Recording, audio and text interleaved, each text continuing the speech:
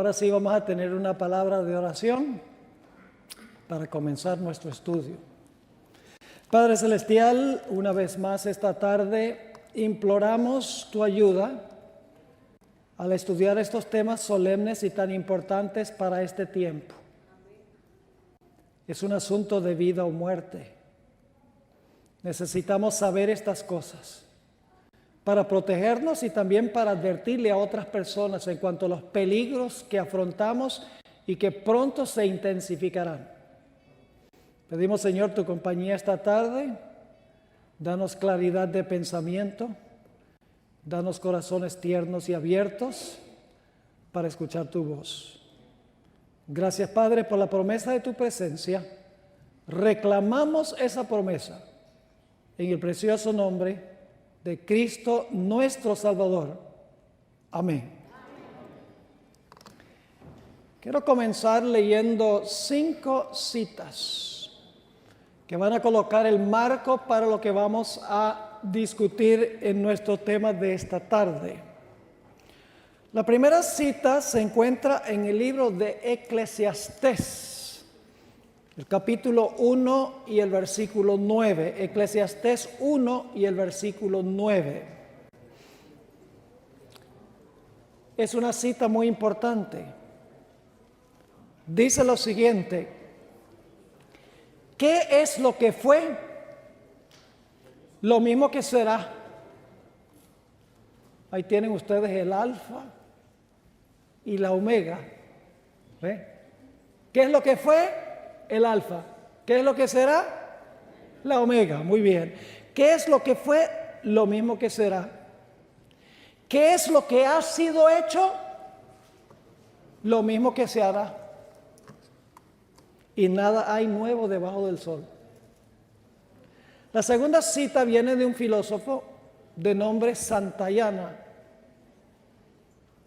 Dijo lo siguiente: aquellos que no aprenden de los errores de la historia están condenados a repetirlos.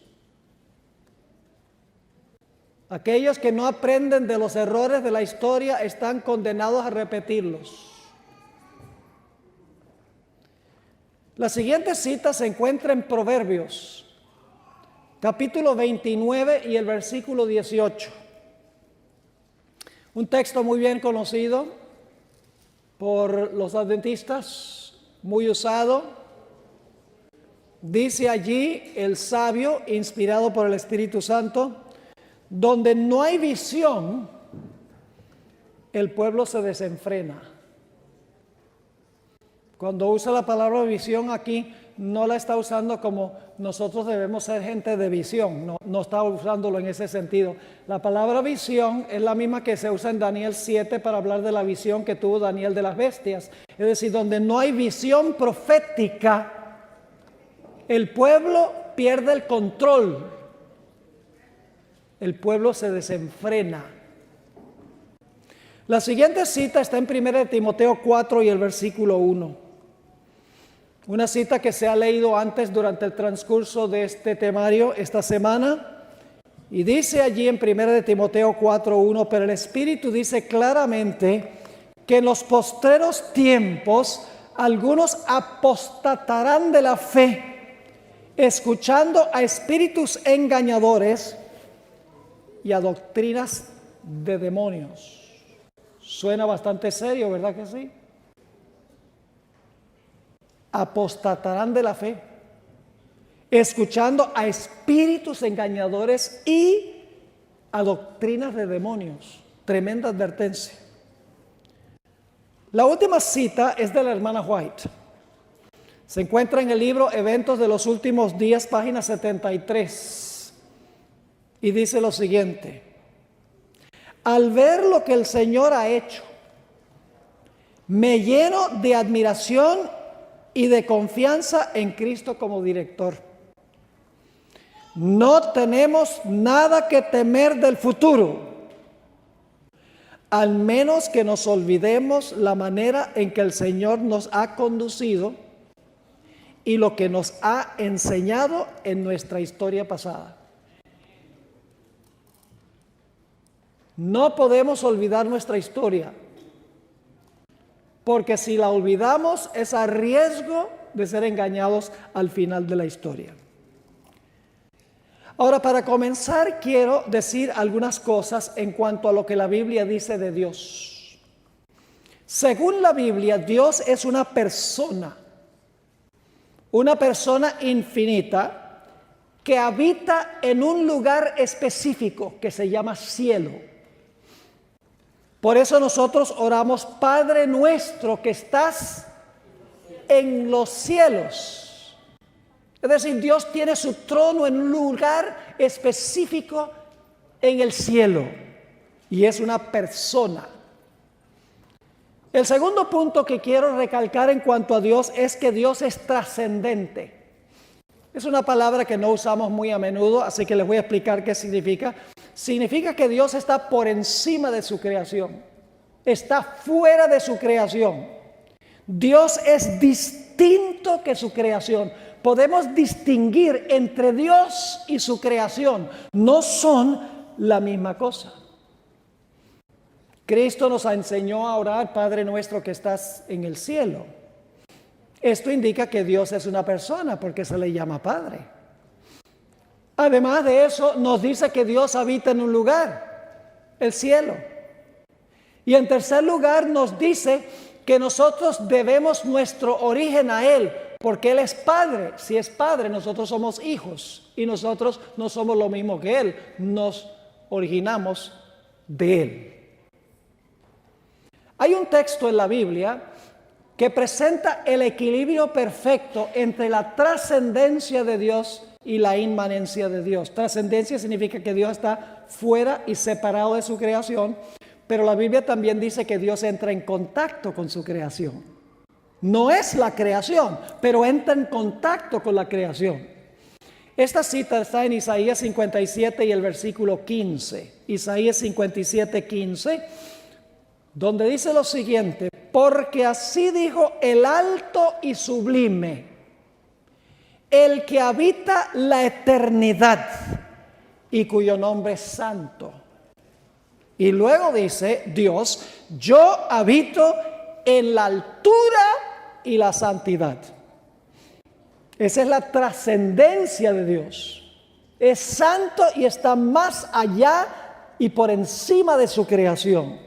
Pero luego la segunda parte del versículo dice que Dios también habita con, note que no dice que Dios es, dice que habita con el quebrantado y humilde de espíritu, para hacer vivir el espíritu de los humildes y para vivificar el corazón de los quebrantados. Dios está fuera de su creación. Dios está por encima de la creación, es trascendente. Pero al mismo tiempo Dios entra en contacto con su creación. Quiero leerles una cita del espíritu de profecía muy importante sobre la distinción que existe entre Dios y la creación. Esta cita está en el libro Testimonios para la Iglesia, tomo 8, página 275. A donde la sierva de Dios dice lo siguiente: esta cita es crucialmente importante para lo que vamos a estudiar.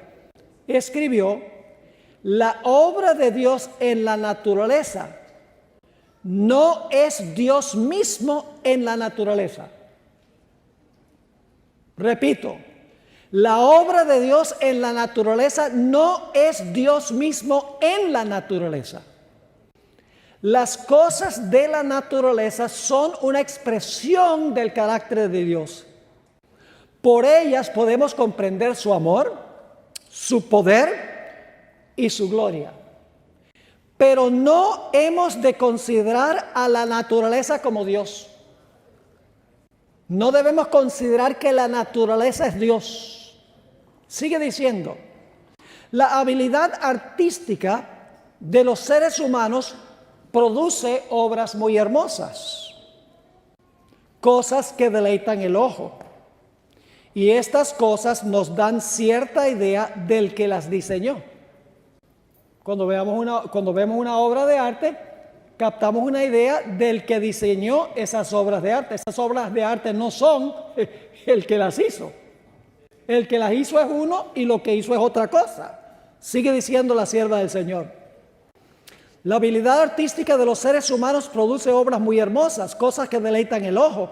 Y estas cosas nos dan cierta idea del que las diseñó. Pero la cosa hecha no es el hombre. No es la obra, sino el artífice el que debe ser tenido por digno de honra. No es la obra, es el que diseñó la obra que debe ser honrado. Luego dice ella, de igual manera, aunque la naturaleza es una expresión del pensamiento de Dios, ella no es lo que debe ser ensalzado, sino el Dios de la naturaleza. Ese es el concepto bíblico de Dios. Dios es trascendente, Dios es una persona, Dios habita en un lugar específico más allá del Orión, que se llama cielo. El trono de Dios está en un lugar específico en el universo. Dios no está en todas partes, según el concepto bíblico. La cosmovisión del panteísmo es exactamente contraria. El panteísmo enseña que Dios es una esencia o una fuerza impersonal que permea todo el universo. Es decir, el universo es Dios. Para el panteísta, todo lo que es Dios. Las estrellas, los planetas, los árboles, las plantas, los animales, los minerales y los seres humanos, todos son parte de la esencia universal que se llama Dios. Hay una herejía parecida al panteísmo que se llama panenteísmo, que no dice que Dios es todas las cosas, pero dice que Dios está en todas las cosas. El resultado y el fruto es el mismo. No importa que sea panteísmo o que sea panenteísmo, es la misma cosa. La idea de que todas las cosas son Dios o Dios está en todas las cosas.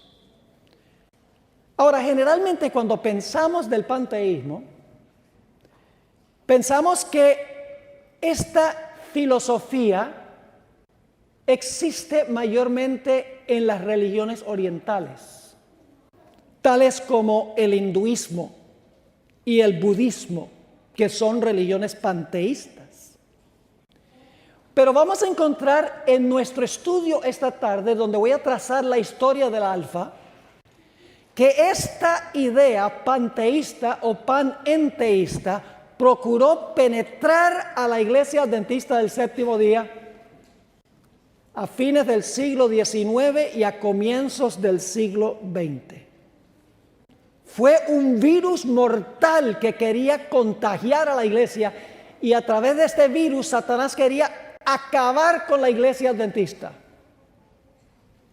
Así que vamos a trazar la historia de esta herejía que procuró penetrar en la iglesia. Para hablar de esto necesitamos mencionar a la persona que creó el mayor conflicto. Se llamaba John Harvey Kellogg, quien vivió a fines del siglo XIX y principios del siglo XX. El doctor Kellogg fue el fundador del famoso sanatorio de Battle Creek, un edificio masivo, inmenso, que cobró fama mundial. Grandes banqueros, grandes empresarios iban allá al sanatorio de Battle Creek para sanarse, incluyendo personas como J.C. Penney, el fundador de la cadena de almacenes Penny's. El doctor Kellogg era un brillante cirujano, un inventor y un reformador de la salud. Pero hacia fines del siglo XIX comenzó a enseñar algunas cosas extrañas. En 1897, el doctor Kellogg presentó una charla en la Conferencia General y dijo lo siguiente: La gravedad funciona instantáneamente en todo el espacio.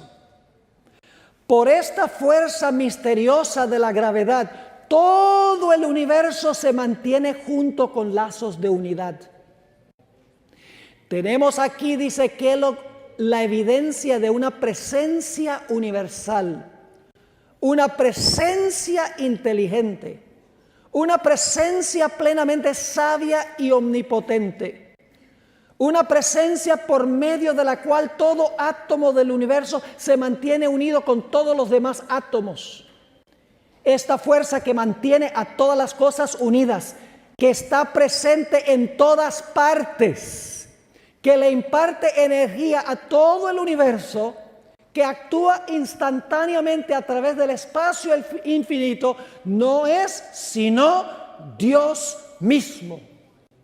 Y luego dijo esto: qué maravilloso es pensar que este mismo Dios está en nosotros y en todo. ¿Ustedes creen que Dios estaba presente en Adolf Hitler? Pero el doctor estaba diciendo, Dios está en nosotros y en todo. Una idea claramente panteísta. En 1903, el doctor Kellogg, en el libro Living Temple, Templo Viviente, página 29, escribió lo siguiente: supongamos que tenemos ante nosotros una bota, no una bota ordinaria, sino una bota viva. Al observarla vemos salir de sus costuras, de sus dedos, de sus tacones, y saltando de la parte superior montones, centenares, millares de botas, un enjambre de botas saliendo de continuo de la bota viva. En tal caso, ¿no tendríamos que decir que hay un creador de la bota en la bota? Asimismo, está presente en el árbol un poder que lo crea y lo mantiene, un creador del árbol en el árbol. Ese es panteísmo. La idea de que Dios permea todo, Dios está en todo. Dios no está en todo. Dios sostiene la creación fuera de la creación, no dentro de la creación. Bueno, el doctor Kellogg empezó a polarizar a la iglesia. Era un hombre muy carismático, tenía un poder de persuasión extraordinario. Y pronto, médicos, maestros, ministros, teólogos y administradores empezaron a colocarse del lado del doctor Kellogg y comenzaron a defender sus ideas. No eran capaces de detectar el peligro mortífero de este concepto del panteísmo, de que Dios está presente en todas las cosas. Más o menos alrededor de este tiempo, un pastor de la iglesia muy bien conocido, el pastor W.A. Spicer, quien era 13 años menor que Kellogg, regresó de la India, donde había servido como misionero. Y Kellogg, sabiendo que el pastor Spicer era de gran influencia en la obra, dijo: yo voy a hablar con él para ver si lo puedo reclutar para que esté en mi lado en esta controversia. Así que le pidió una entrevista al pastor Spicer. El pastor Spicer dijo después que él pensaba que todo este asunto con Kellogg era solo un asunto de significado de palabras, un asunto de semántica, que Kellogg ciertamente no podía creer que Dios estaba literalmente en todas las cosas. Sencillamente le están atribuyendo significado a palabras que el doctor no tiene la intención de que signifiquen eso. Pero pronto el pastor Spicer se dio cuenta que Kellogg creía que Dios estaba en todo. En la entrevista, según cuenta el pastor Spicer, Kellogg le preguntó a él: ¿dónde está Dios? Y Spicer respondió: está en el cielo, a donde se encuentra su trono, rodeado de los ángeles que están listos para obedecer sus mandatos. Kellogg le dijo a Spicer: El cielo se encuentra a donde está Dios y Dios está en todas partes. En el zacate, en los árboles, en toda la creación. En ese momento Spicer se dio cuenta que esto no era una batalla semántica de significado de palabras. Se dio cuenta que en realidad el doctor Kellogg era panenteísta. No había lugar en este esquema del doctor Kellogg para orarle a un Dios que está en el cielo, porque Dios supuestamente estaba en todas partes. No podía haber un santuario en el cielo donde estaba Dios, que era necesario ser purificado, porque Dios, según él, estaba en todas partes. Y es más, el doctor Kellogg apuntó a su corazón y dijo, el santuario que hay que purificar está aquí. Spicer se dio cuenta de las terribles implicaciones de las teorías del doctor Kellogg. Y más adelante Spicer explicó, dijo, el cielo y la tierra parecían desaparecer como una neblina. El pastor Spicer tenía una ventaja muy especial cuando escuchó al doctor Kellogg, y es que Spicer había servido como misionero en la India. Y ustedes saben que el hinduismo es una religión panteísta. Por lo tanto, Spicer dijo, inmediatamente yo reconocí la cosmovisión de la India en lo que estaba diciendo el doctor Kellogg. Claramente estaba enseñando panteísmo, no que Dios está fuera de su creación y su creación está parte de él, sino que Dios y la creación son intercambiables, porque Dios está en toda la creación. Pues resulta que el 12 de febrero de 1902, el sanatorio de Battle Creek, de renombre mundial, se incendió y quedó reducido a cenizas. Inmediatamente empezaron a trazar una forma de reconstruir el sanatorio. Se acordó que el doctor Kellogg escribiría un libro y que la ganancia de la venta del libro se usaría como fondos para construir otro sanatorio. Solo que la hermana White le dijo a Kellogg, no vas a ser otro monstruo de sanatorio. Dios quiere que tengamos muchas instituciones médicas en muchos sitios. Pero Kellogg le gustaba hacer las cosas en grande. En 1903 el doctor Kellogg terminó su libro, el libro que se iba a vender.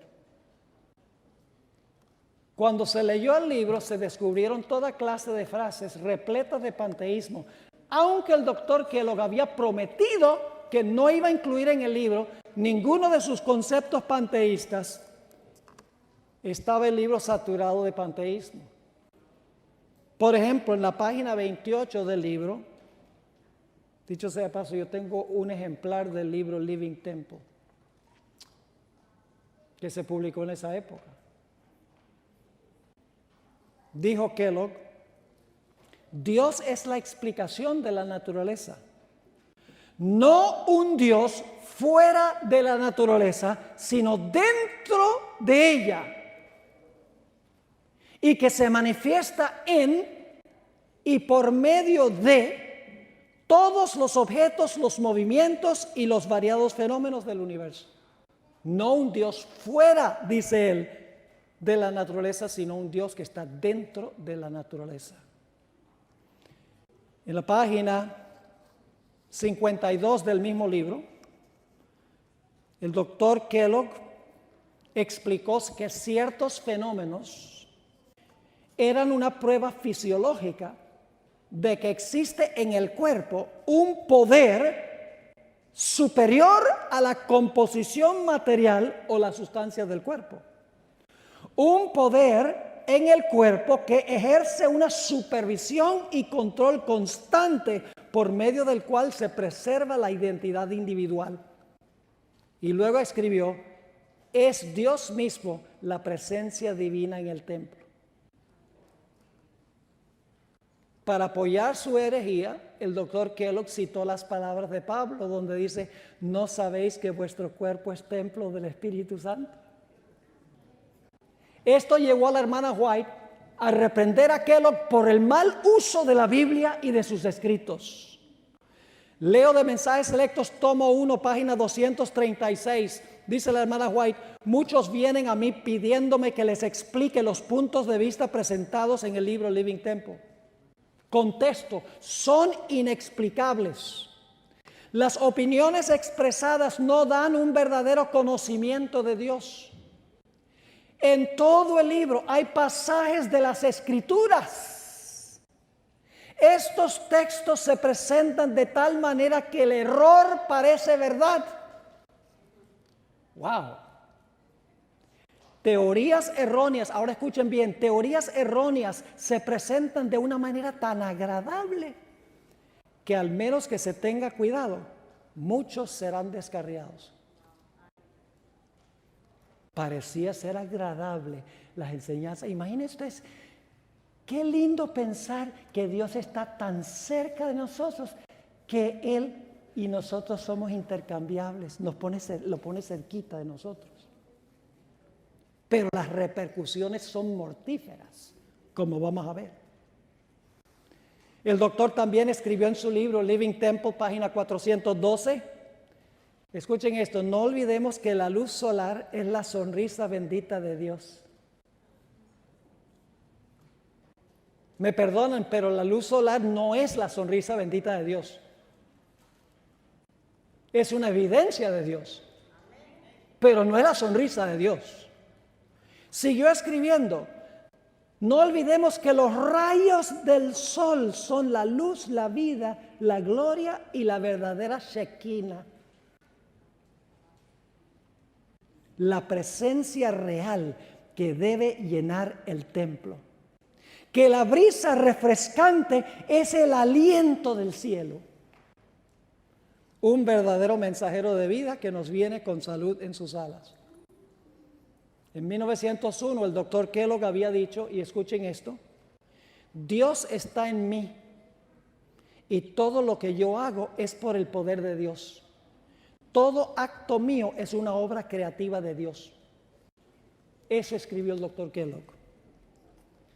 Eso se encuentra en General Conference Bulletin del segundo trimestre de 1901, página 497. Está diciendo, todo lo que hago es el Dios que lo está haciendo porque Él decía que Él era Dios, básicamente, porque Dios está en todo. Sí, de eso vamos a hablar mañana, del Papa Francisco, tremendo panteísta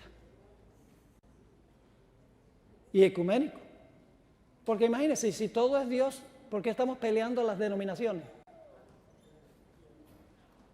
Unámonos, porque es que al fin y al cabo, pues como todos somos Dios, pues unámonos en uno. Pero eso lo guardamos para mañana.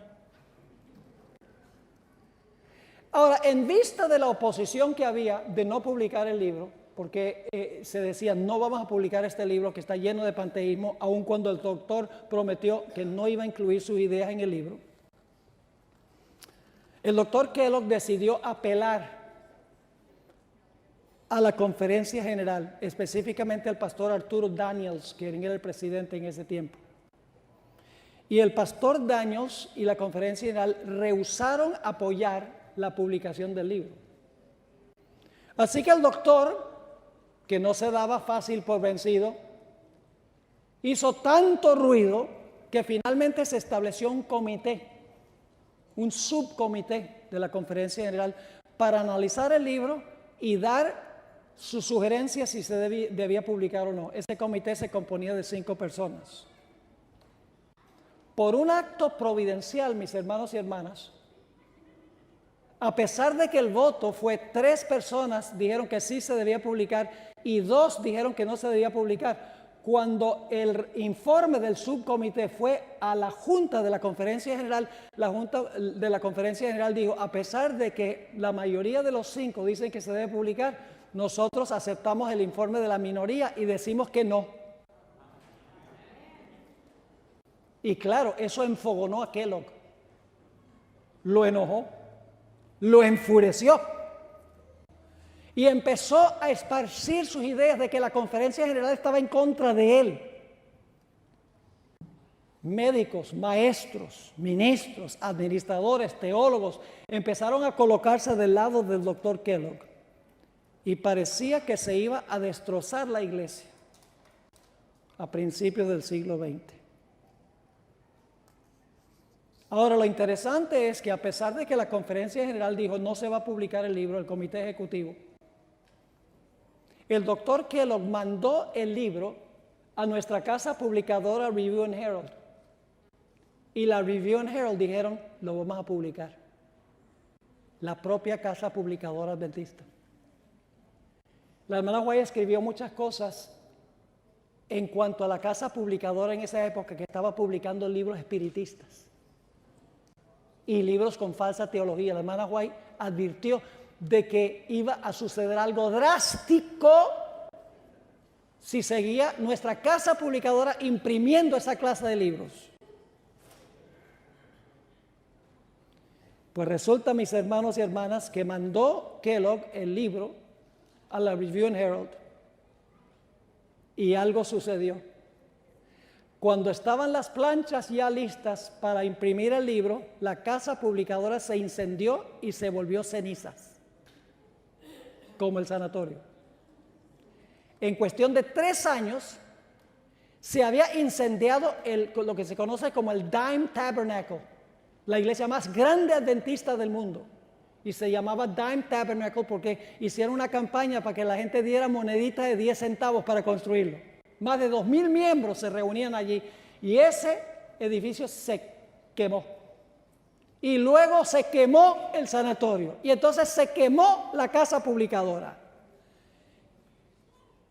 El director de los bomberos dijo, hay algo extraño en cuanto a estos incendios adventistas, pues el agua parece ser gasolina. La hermana White no se sorprendió de que se haya quemado la casa publicadora, porque ella escribió en Testimonios para la Iglesia, tomo 8, página 104, dice ella, pero no me sorprendió la mala noticia, porque en visiones de la noche he visto un ángel que estaba con una espada de fuego extendida sobre Battle Creek. ¡Wow! Es decir, esos 3 incendios fueron un juicio divino por la apostasía que estaba procurando entrar a la iglesia adventista. En el otoño de 1903 se celebró el concilio otoñal en la ciudad de Tacoma Park, Maryland, porque la conferencia general recién se había mudado allí. El punto central de la agenda del concilio otoñal era cómo expandir la predicación del evangelio al mundo. Cuando estaban a punto de empezar a tratar el punto central de la agenda, entraron 10 hombres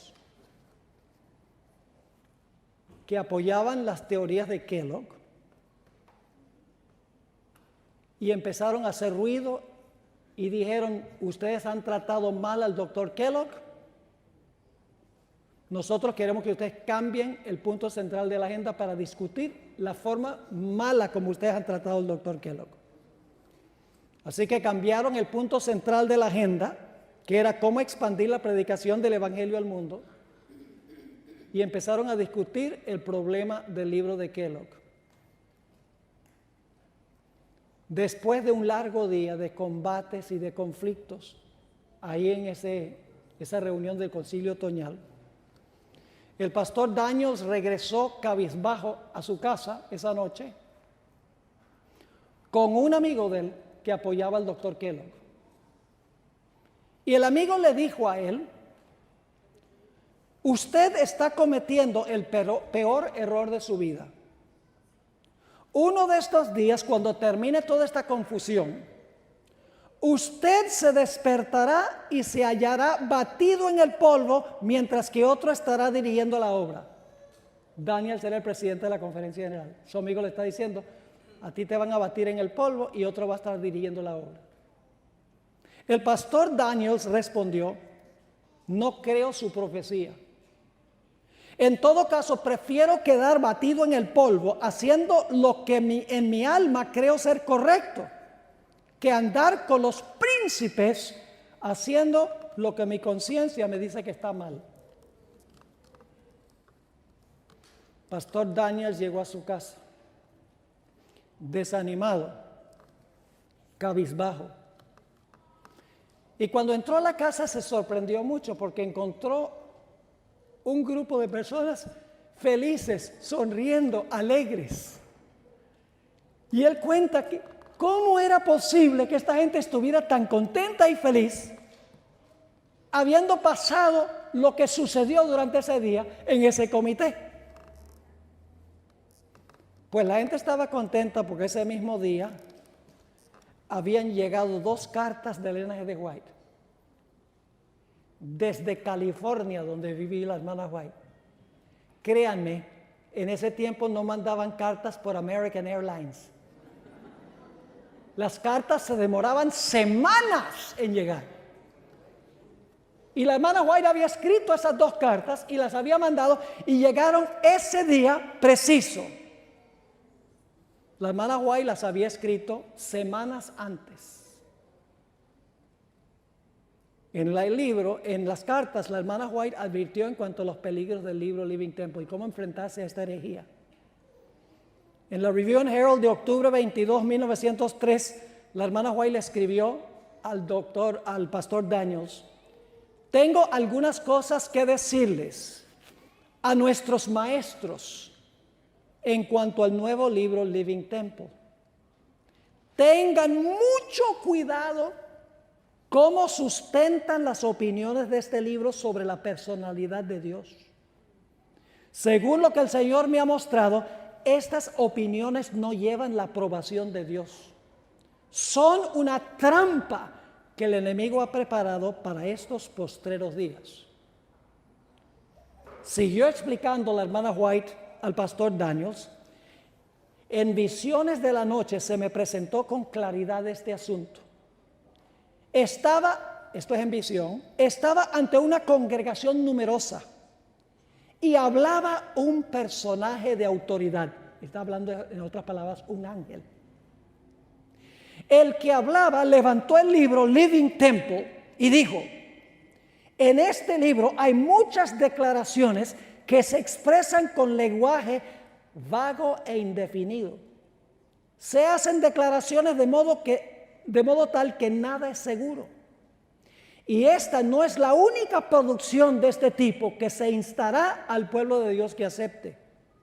Muchas mentes presentarán puntos de vista fantasiosos. Lo que necesitamos saber en este tiempo es esto: ¿cuál es la verdad que nos ayudará a ganar la salvación de nuestras almas? Y luego la hermana White en su carta le sugirió al pastor Daniels cómo enfrentarse a este asunto. Esto se encuentra en la carta 216 de 1903 que escribió la hermana White al pastor Daniels. Le dijo ella a él: después de tomar una posición firme, sabia y cautelosa, no haga concesiones en ningún punto sobre el cual Dios ha hablado claramente. Tenga la calma de una tarde de verano, pero manténgase tan fijo como los montes eternos. Si usted cediera, estaría vendiendo toda la causa de Dios a manos del enemigo. No hemos de vender la causa de Dios. Tenemos que enfrentarnos a estos asuntos con determinación. Según cuentan los que estaban presentes, hubo muchos amenes y muchos aleluyas de los que estaban presentes diciendo: fíjense, las cartas llegaron el día preciso en que más se necesitaban. No todos aceptaron los mensajes. Muchos maestros, médicos, teólogos, administradores rechazaron el mensaje de Dios, aún viendo que las cartas habían llegado en el momento exacto. Abandonaron la iglesia adventista. El mismo doctor Kellogg perdió su fe y abandonó la iglesia adventista, perdió interés en la religión. Nunca volvió a la denominación. A pesar de que la hermana White y su esposo costearon en gran medida la educación médica del doctor Kellogg. Y la hermana White se refería a Kellogg como su hijo. Amaban a Kellogg. La hermana White repetidas veces dijo: salven por favor al doctor Kellogg. Pero el doctor Kellogg no se daba el brazo a torcer. El 1 de noviembre de 1903, Elena White le escribió una carta al pastor Daniels, a donde le explicó por qué ella había mandado esos 2 testimonios que llegaron el preciso día en que se necesitaban. Aquí está la explicación. Voy a leer la explicación que dio la hermana White de por qué envió ella esas 2 cartas. Porque había tenido un sueño la noche antes de mandar las cartas. Aquí está el sueño. Poco después que envié los testimonios acerca de los esfuerzos del enemigo para socavar el fundamento de nuestra fe mediante la diseminación de teorías engañosas, leí un incidente acerca de un barco que hizo frente a un témpano de hielo en una neblina. Dormí poco durante varias noches. Me parecía estar aplastada como un carro bajo las gavillas. Una noche me fue presentada claramente una escena delante de mí. Navegaba un barco en medio de una densa neblina. Ese barco representa a la iglesia adventista de esa época. De pronto el vigía exclamó, y esto fue poco antes de que se hundiera el Titanic. Interesante. De pronto el vigía exclamó: témpano de hielo a la vista. Allí, como una elevada torre por encima del barco, estaba un gigantesco témpano. Una voz autorizada exclamó: hazle frente. ¿Saben cuál fue el error del Titanic? Que trataron de evadir el témpano. Si hubieran dado a todo vapor hacia adelante, no se hubiera hundido el Titanic, pero trataron de evitarlo en vez de enfrentarlo. ¿Será eso un mensaje para la iglesia adventista hoy? Tratar de evitarlo y no enfrentarlo. Sigue diciendo: una voz autorizada exclamó: hazle frente. No hubo un momento de vacilación. Se demandaba acción instantánea. El maquinista dio marcha a todo vapor y el timonel dirigió el barco directamente contra el témpano. Con un crujido golpeó al témpano. Hubo una terrible sacudida y el témpano se rompió en muchos pedazos que cayeron sobre la cubierta con un estruendo semejante al trueno. Los pasajeros fueron violentamente sacudidos por la fuerza de la colisión, pero no se perdieron vidas. El navío se dañó, pero no sin remedio. ¿Saben que las teorías del doctor Kellogg sacaron de la iglesia muchísimos administradores y médicos y maestros y laicos, gente de influencia? Salieron para nunca regresar. La iglesia sufrió daño, pero no fue irreparable porque estamos aquí hoy. Sigue diciendo: hubo una terrible sacudida y el témpano se rompió en muchos pedazos que cayeron sobre la cubierta con un estruendo semejante al trueno. Los pasajeros fueron violentamente sacudidos por la fuerza de la colisión, pero no se perdieron vidas. El navío se dañó, pero no sin remedio. Rebotó por el contacto, temblando de proa a popa como una criatura viviente. Entonces siguió adelante en su camino. Ahora la hermana White va a dar la lección que aprendió de la visión. Bien sabía yo el significado de esta visión. Había recibido mis órdenes.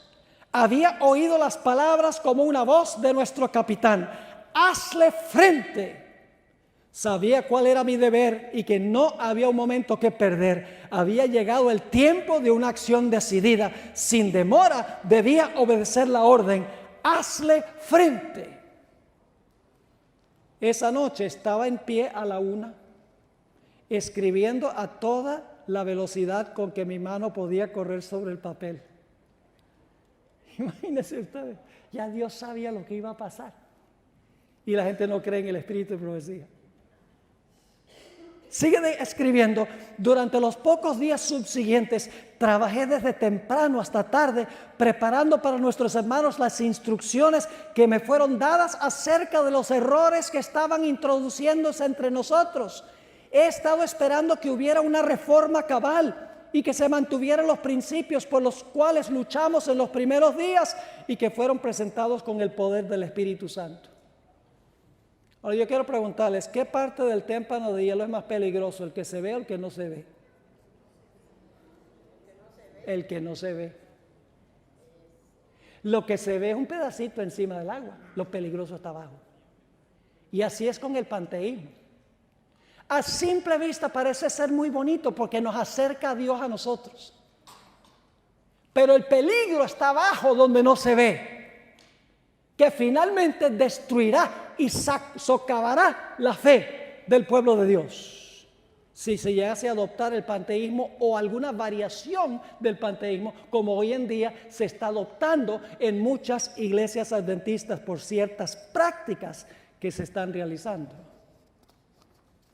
Esta cita que voy a leer ahora se ha leído varias veces y ¿saben algo?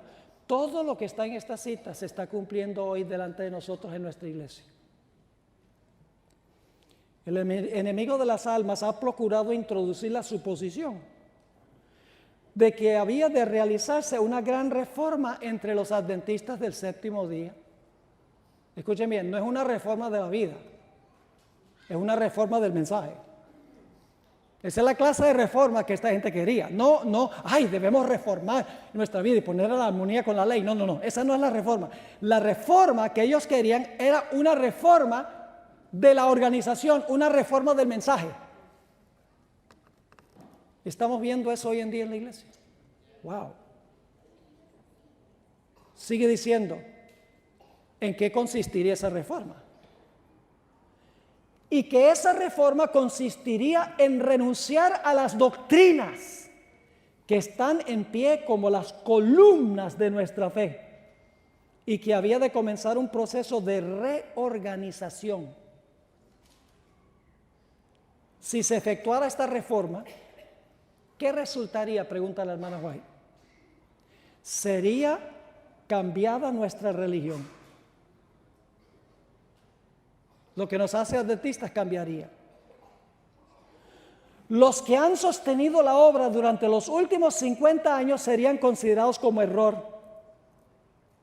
Se establecería una nueva organización. Escuchen ustedes algo. Un pastor prominente, no lejos de aquí,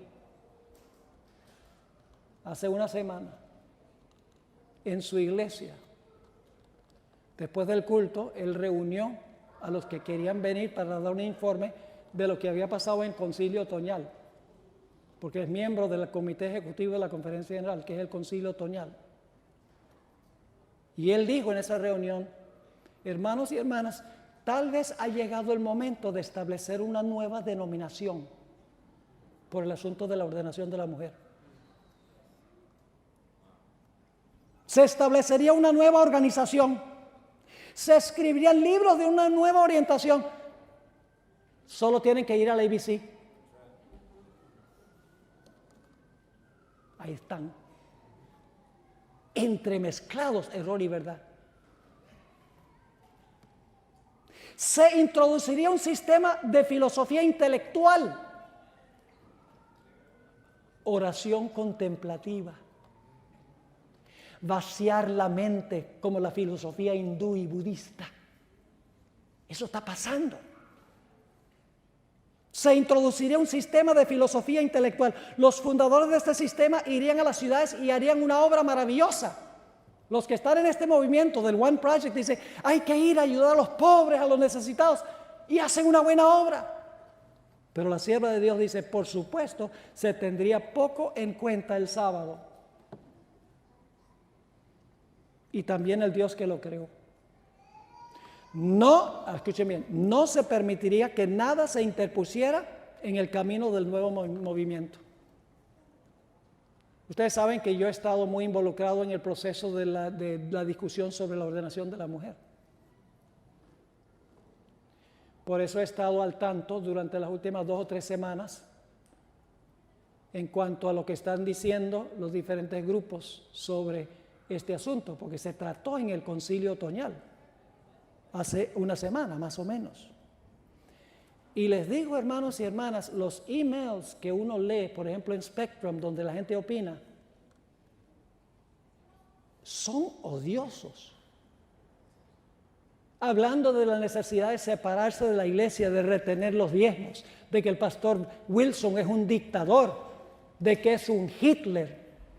Otro le dijo que es el Papa Adventista. ¿En serio?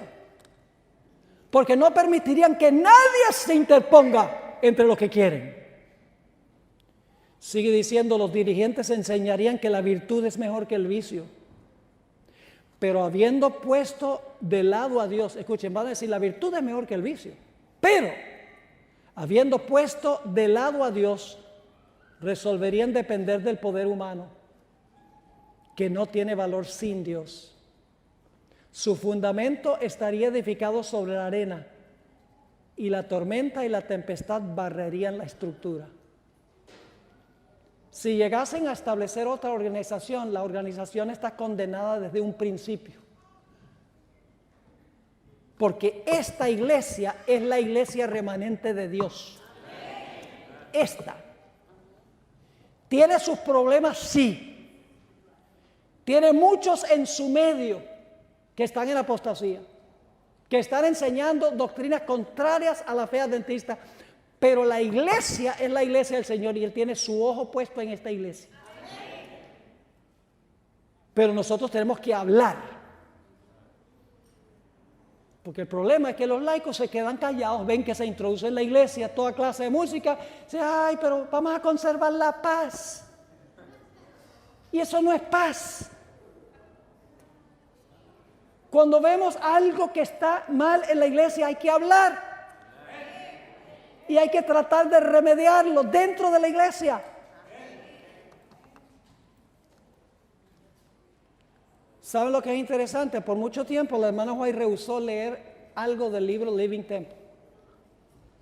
La hermana White dice, no quiero leerlo. No tengo confianza. La profetisa de Dios dijo, no me atrevo a leerlo. Por temor a lo que podría hacer con su mente. Permítame leerles esta cita. ¿Les vale esta historia, hermanos y hermanas?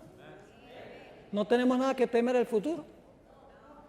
A menos que nos olvidemos cómo nos ha guiado en el pasado. Donde no hay profecía, el pueblo se desenfrena. El que no aprende de los errores de la historia está condenado a repetirlos. ¿Qué es lo que fue? Lo mismo que será. Hay que aprender de la historia. Para eso lo ha dejado Dios registrado. Para que no ocurra de nuevo lo que ocurrió.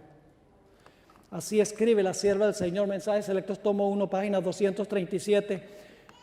Finalmente mi hijo me dijo, este es Willie White, mamá, debes leer por lo menos algunas partes del libro para que puedas ver si está en armonía con la luz que Dios te ha dado.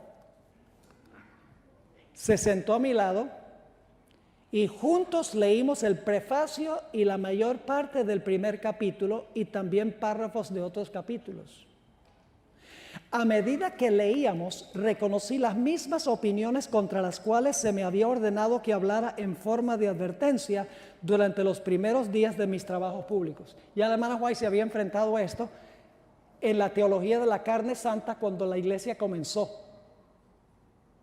¿Y saben lo que es interesante? El panteísmo no es la única herejía que procuró penetrar a la iglesia a principios de la década de los 1900. También en ese tiempo ocurrió el famoso campestre de Indiana, a donde tenía música con tambores y baile y gritería. Y la hermana White dijo, todo esto no se necesita. Esto anula el efecto de los mensajes de los 3 ángeles.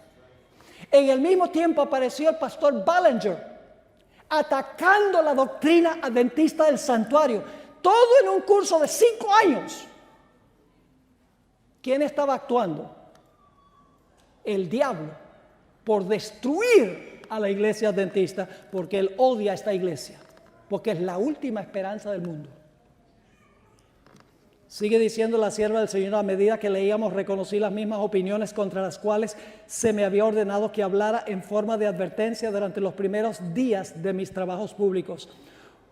Cuando salí del estado de Maine, fue para ir a Vermont y Massachusetts para dar un testimonio contra estas opiniones. Ahora escuchen, Living Temple contiene el alfa de esas teorías. Sabía que la omega seguiría poco después y temblé por nuestro pueblo. La sierva de Dios tembló por lo que va a pasar en el omega. Y yo creo que estamos ahora entrando en el omega. Sigue diciendo: sabía que debía advertir a nuestros hermanos y hermanas que no debían entrar en controversias en cuanto a la presencia y personalidad de Dios. Las declaraciones presentadas en Living Temple acerca de este asunto son incorrectas. Los textos empleados para apoyar la doctrina presentada son pasajes mal aplicados, torciendo las escrituras para hacer cuadrar con esta teología. Ahora yo pregunto algo. Si la hermana White no se atrevía a leer el libro, siendo la profetisa de Dios, ¿por qué en la Universidad de Andrews están recomendando que se lean los libros de Foster y los libros de Loyola? Mentes jóvenes, susceptibles, que no tienen cómo analizar y decidir si esto es verdad o esto es error. La sierva de Dios dijo en Mensajes Selectos, tomo 1, página 233, en el libro Living Temple se presenta el alfa de herejías mortíferas. La omega seguirá y será recibida por los que no estén dispuestos a prestar atención a la amonestación que Dios ha dado. Ahora, mis hermanos y hermanas, yo quiero hablar un poco de la terminología que usó la hermana White para describir el panteísmo de Kellogg. Una terminología muy extraña. La hermana White no sabía cómo llamar a esta herejía, pero Dios le dijo qué nombre darle a esta herejía. Testimonios para la Iglesia, tomo 8, página 307. Escribió la sierva de Dios: he visto los resultados de estas ideas fantasiosas con respecto a Dios. Y luego dice cuáles son los resultados, que son la apostasía, el espiritismo y el amor libre. ¿What? ¿Que el panteísmo lleva finalmente al amor libre? ¿Saben? Hoy en día, ¿quiénes pueden ustedes recordar que usaban esa idea de amor libre? Los hippies. No ley, amor. Amor libre. Así que ella dice, yo vi los resultados de estas teorías, de que Dios está en todo y todo es Dios. Los resultados son la apostasía, el espiritismo y el amor libre. Y luego dice esto: la tendencia al amor libre que promueven estas enseñanzas estaba tan bien disimulada que era difícil al principio discernir su verdadero carácter. Hasta que el Señor me hubo presentado el asunto, no sabía cómo llamarlo, es decir, yo no sabía cómo llamar esta herejía. Pero dice ella, pero he recibido la orden de llamarlo amor espiritual impío. Y claro, tenemos que preguntarnos, bueno, si hay un unholy love, tiene que haber un holy love también. ¿Cuál es la diferencia entre el amor espiritual impío y el amor espiritual verdadero? Ese será nuestro último tema hoy a las 6. Así que Dios le dijo, llámalo amor espiritual impío, amor libre, la tendencia al amor libre. En el mismo tomo 8, página 306, la sierva de Dios escribió, las teorías panteístas no son confirmadas por la palabra de Dios. La luz de la verdad enseña que esas teorías son agentes destructores del alma. Las tinieblas son su elemento y la sensualidad su esfera. ¿Qué caracteriza a estas teorías panteístas? ¿Qué cosa? Las tinieblas son su elemento y la sensualidad su esfera. Agradan el corazón natural y dan rienda suelta a las inclinaciones. El resultado de aceptarlas es la separación de Dios. Ahora, la hermana White dice aquí que las tinieblas son su elemento y la sensualidad su esfera. ¿Qué quiso decir la hermana White con la palabra sensualidad como la esfera de estas herejías? Bueno, yo busqué en un diccionario que hubiera sido usado por la hermana White en su época para ver qué significaba sensualidad en esa época. Esta es la definición. La sensualidad es la devoción o la gratificación de los apetitos corporales, indulgencia libre en los placeres carnales o sensuales. Es vivir una vida carnal, una vida sensual. La sierva de Dios escribió, Consejos para la Iglesia, página 589, las enseñanzas, escuchen bien, las enseñanzas impías son seguidas por prácticas pecaminosas. Si usted enseña una herejía, esa herejía se va a traducir en la acción. Así que dice, las enseñanzas impías son seguidas por prácticas pecaminosas. Es la carnada seductora del padre de las mentiras. Y da como resultado la impenitencia, es decir, una persona que no se arrepiente ya, que se complace en la impureza creyéndola justificada. Termina justificando ¿qué? La impureza. Es decir, que el panteísmo finalmente lleva a la gente a darle rienda suelta a sus bajas pasiones. Permítame leerles una cita de la hermana White donde ella explica un poco más este asunto. Nuestra situación se ha vuelto antinatural a causa del pecado. Por eso el poder que debe restablecernos debe ser sobrenatural. De lo contrario, no tiene valor. Hay solo un poder que puede sustraer los corazones de los hombres al imperio del mal: el poder de Dios en Cristo Jesús. Solo por la sangre del crucificado podemos purificarnos. Solo su gracia puede hacernos capaces de resistir las tendencias de una naturaleza caída y subyugarlas. Y ese poder lo anulan las teorías espiritualistas referentes a Dios. Es decir, esas ideas de que lo anulaban la idea de un Dios sobrenatural que nos ayuda a vencer nuestras bajas pasiones. Y luego explica, si Dios, escuchen bien esto, si Dios es una esencia en toda la naturaleza, debe pues morar en todos los hombres. ¿Están entendiendo esto? Leo de nuevo, si Dios es una esencia inherente a toda la naturaleza, es decir, si Dios está en toda la naturaleza, debe pues morar ¿en quiénes? En todos los hombres. Y para llegar a la santidad, el hombre necesita tan solo desarrollar el poder que está en él. Yo no sé si ustedes están entendiendo esto. Si Dios está en todos, entonces, ¿cuál es el poder que debemos usar nosotros para llegar a la santidad? El poder nuestro.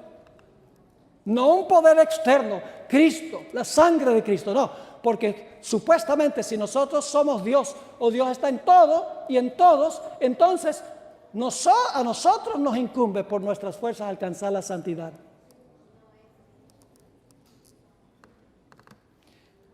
Para terminar este tema, hermanos y hermanas, quiero decirles que estas teorías de Kellogg eran un ataque directo contra la santificación.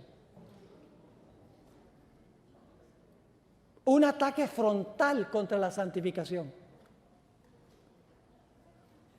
Porque si usted cree que es Dios, el resultado es que todo lo que usted hace lo hace Dios. y finalmente Dios llegue a ser responsable del pecado. Y si usted es Dios, ¿quién lo va a juzgar a usted? Usted mismo.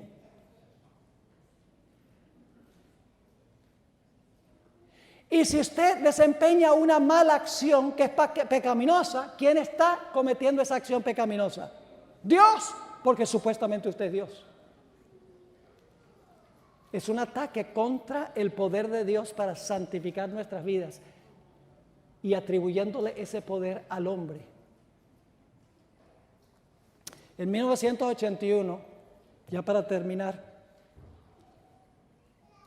Lewis Walton, un abogado que vive en Bakersfield, yo creo que Gerson debe conocerlo, escribió un libro que se titula Omega,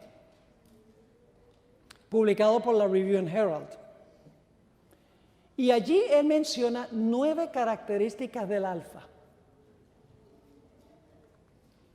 Les voy a mencionar esas 9 características. Número 1, llevaban adelante una obra engañosa, los que apoyaban esta doctrina. Por ejemplo, la hermana White le advirtió al doctor Kellogg, lo reprendió por construir un sanatorio grandísimo en Chicago. Y el doctor Kellogg se mofó y dijo, la hermana White, fíjese que dice que tiene el don profético. Ese sanatorio en Chicago no existe. Lo que no dijo es que se habían hecho los planes de construirlo y ya los que apoyaban a Kellogg tenían todos los planos hechos. Y Dios le mostró cómo hubiera sido si hubiera sido construido. Pero usó el doctor Kellogg eso diciendo que no existía para minar la confianza en el espíritu de profecía. La hermana White, en Mensajes Selectos, tomo 1, página 189, dijo, no hemos de recibir las palabras de los que vienen con un mensaje que contradice los puntos especiales de nuestra fe.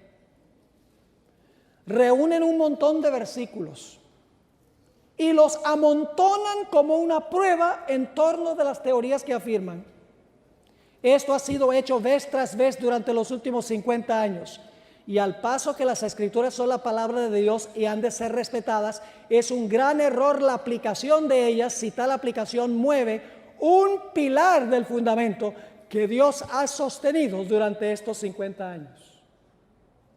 El que hace tal aplicación no conoce la maravillosa demostración del Espíritu Santo que dio poder y fuerza a los mensajes pasados que han venido al pueblo de Dios. No precisamente lo que mencionaba Gerson en la presentación anterior.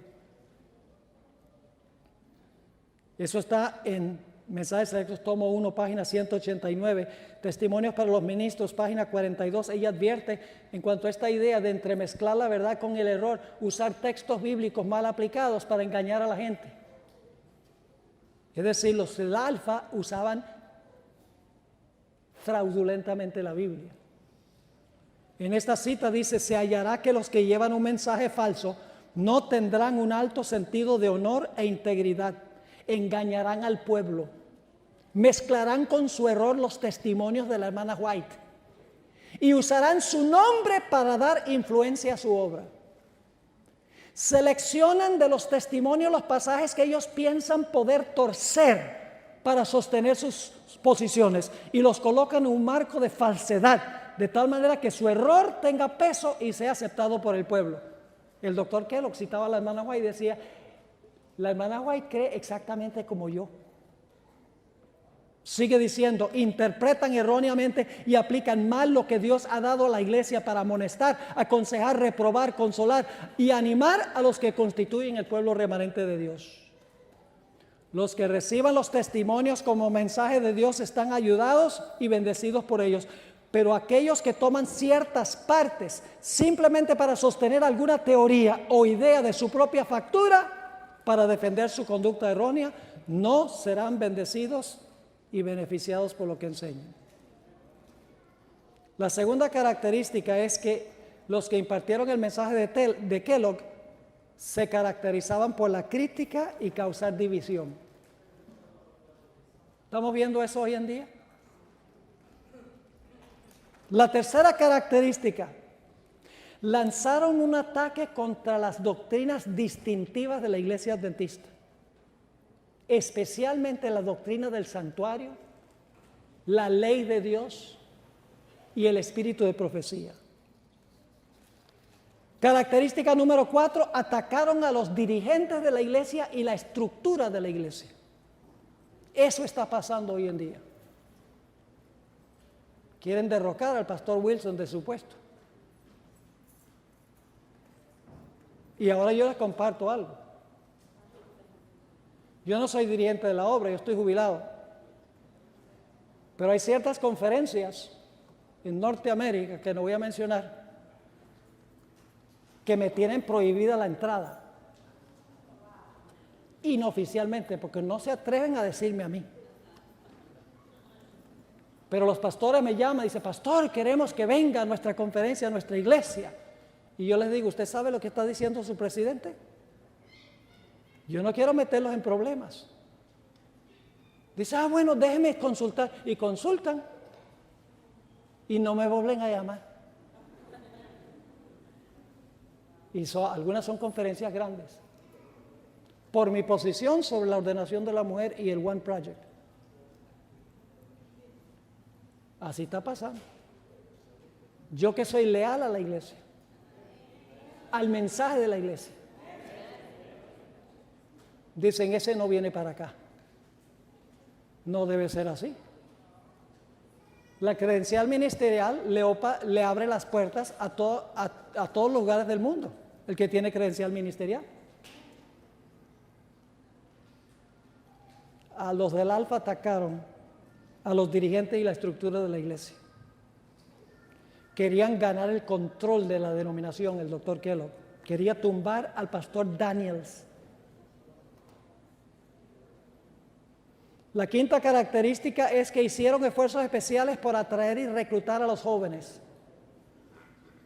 Cuando el doctor publicó su libro, reclutó a los jóvenes para distribuir el libro como colportores. Trató de ganar a los jóvenes para su lado. Es más, ¿saben lo que hizo el doctor Kellogg? Para ese tiempo, el colegio de Battle Creek había sido cerrado porque se estaban enseñando cosas raras en ese colegio en Battle Creek. Y el doctor Kellogg lo volvió a abrir, contrario al testimonio de la hermana White, con un esfuerzo de contaminar las mentes de los jóvenes. Permítame leerles algunas citas de la hermana White aquí sobre lo que ella dijo de Battle Creek. Hace unos años yo escribí una cartica a los miembros de mi iglesia. Le dije, no manden a sus hijos a la Universidad de la Sierra. La reacción fue violenta. Porque ahí había profesores en el departamento de biología que estaban enseñando evolucionismo, mis hermanos y hermanas. Jóvenes vinieron y hablaron conmigo, habían perdido la fe.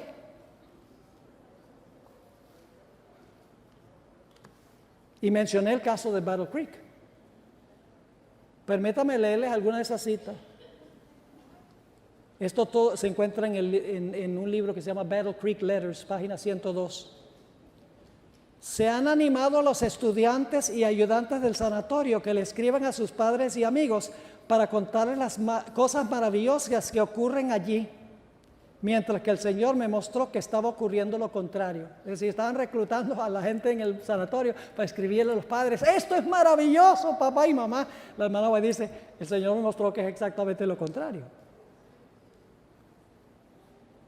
Dice la sierva de Dios, no tenemos ningún mensaje que aconseje a los estudiantes a ir a Battle Creek para ser allí leudados por las insinuaciones que han sido y aún están siendo introducidos para debilitar la confianza de ellos en nuestros ministros y en nuestro mensaje. Hay aquellos que aprovechan cualquier oportunidad para sembrar semillas con malas insinuaciones. Y cuando vienen las tentaciones, aquellos en cuyas mentes han sido sembradas estas semillas, obrarán para desviar a otros de las verdades que el Señor nos ha mandado que impartamos al mundo. Escuchen esta. La palabra nos advierte Algunos apostatarán de la fe escuchando espíritus seductores y a doctrinas de demonios. Ella cita ese versículo y luego dice, ahora repetimos, padres, alejen a sus hijos de Battle Creek. Algunos de nuestros médicos misioneros se están leudando con la incredulidad. ¿Quién es responsable de darle a nuestros jóvenes una educación que ha dejado una influencia seductora sobre sus mentes? Y luego dice la hermana White esto. Un padre escribió que uno de sus hijos que envió a Battle Creek es ahora un incrédulo y el otro ha abandonado la verdad.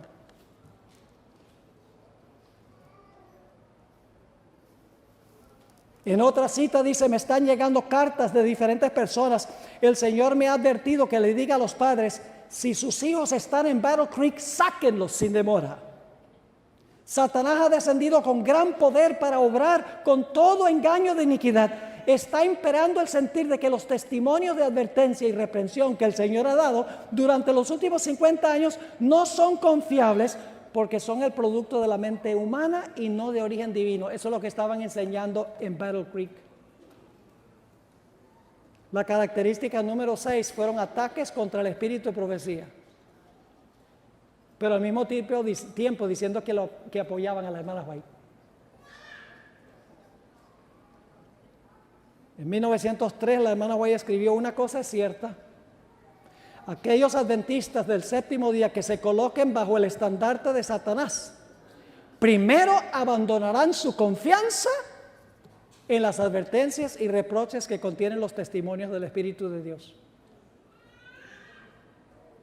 En 1905 escribió, algunos han estado obrando artificiosamente con el fin de anular el efecto de los testimonios de advertencia y reproche que han pasado la prueba ya por medio siglo y al mismo tiempo niegan que estén haciendo tal cosa. Están tratando de anular el efecto, pero nosotros no estamos haciendo eso. Escribió en 1890, se encenderá un odio satánico contra los testimonios. La obra de Satanás será inquietar la fe de las iglesias en ellas por esta razón. Satanás no puede disponer de una senda tan clara para introducir sus engaños y atar a las almas con sus errores si se obedecen las amonestaciones y los reproches del Espíritu de Dios.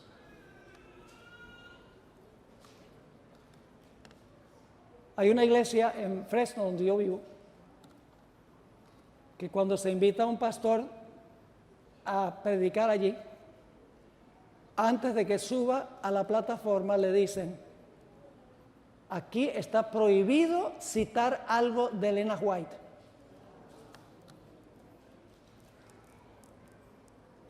Así mismo. Y no es la excepción. Característica número 7, crearon un ambiente de ataques personales con el fin de ganar la simpatía. Número 8, estoy avanzando aquí rápidamente, ya vamos a terminar. Número 8, atacaron las normas de la iglesia, diciendo que las normas de la iglesia, de la vestimenta, la alimentación, etcétera, era legalismo. Característica número 9, profesaban tener un mensaje para reformar a la iglesia, pero era para reformar las doctrinas y las creencias, no para reformar la vida. Termino leyendo una cita de Mensajes Selectos, tomo 1, página 235. No se pierdan la próxima presentación, porque aquí vamos a hablar de por qué la hermana White llamó amor espiritual impío. Esta es la cita. Como pueblo, hemos de mantenernos firmes en la plataforma de la verdad eterna que ha resistido la prueba y el examen. Hemos de aferrarnos a las seguras columnas de nuestra fe. Los principios de verdad que nos han revelado Dios son nuestro único fundamento verdadero. Nos han hecho lo que somos. El tiempo transcurrido no ha disminuido su valor. El enemigo se esfuerza constantemente por sacar estas verdades de su marco y poner en su lugar teorías espurias. Introducirá todo lo que pueda para llevar a cabo sus designios engañosos. Pero el Señor hará surgir a hombres de percepción aguda que darán a esas verdades su debido lugar en el plan de Dios. Y por eso estamos aquí. Por eso estamos haciendo esta serie. Yo represento el ministerio de Secrets Unsealed. Constantemente nos llegan cartas, correos electrónicos, diciendo qué está pasando en nuestra iglesia. Ya no se predican de profecías. La música se ha alborotado. No tenemos ya dónde ir a la iglesia. ¿Qué nos recomiendan? Y mi recomendación siempre es: quédense ahí y hablen. De nada vale salir. Pero quédense. Exprésense. Claro, con amor, con cariño, no con odio. Porque si todo el mundo se va, ¿quién va a ayudar a la iglesia? ¿De qué vale salir corriendo? Entonces, ¿dónde queda la iglesia? Dios quiere que nosotros quedemos en la iglesia, para tratar de lograr que la iglesia regrese al fundamento que Dios colocó al comienzo de nuestra iglesia. ¿Les quedó un poco más claro este movimiento panteísta? Gloria a Dios.